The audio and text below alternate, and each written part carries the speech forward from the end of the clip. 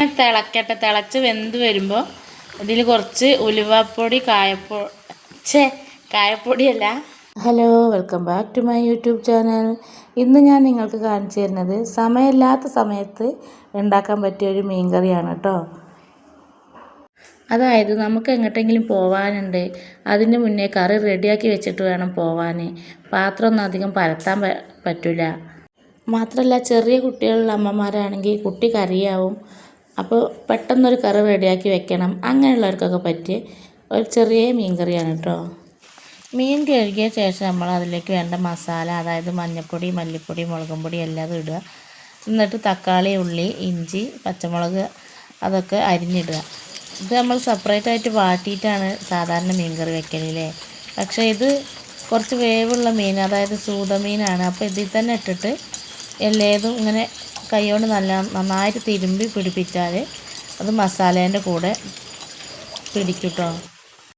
എന്നിട്ട് പുളി പിഴിഞ്ഞൊഴിച്ചിട്ട് അടുപ്പത്ത് വയ്ക്കുക.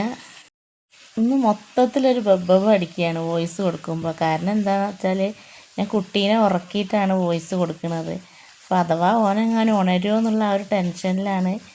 അതുകൊണ്ടാണ് ഇങ്ങനെ ഇടയ്ക്കിടയ്ക്ക് മിസ്റ്റേക്ക് ഉണ്ടാവുന്നത് കേട്ടോ.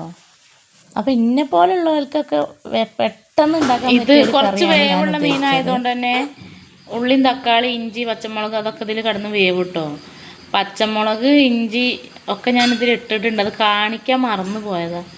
ഇങ്ങനെ തിളച്ചിട്ട് മീൻ മസാലയൊക്കെ ഏകദേശം വെന്ത് വരുമ്പോൾ ഇതിലേക്ക് കുറച്ച് ഉലുവ, കടുക്, ഇത് വറുത്ത് പൊടിച്ചത് ചേർത്ത് കൊടുക്കുക കേട്ടോ. കണ്ടോ, സ്വാദിഷ്ടമായ മീൻ കറി ഇവിടെ വന്നിട്ടുണ്ട്.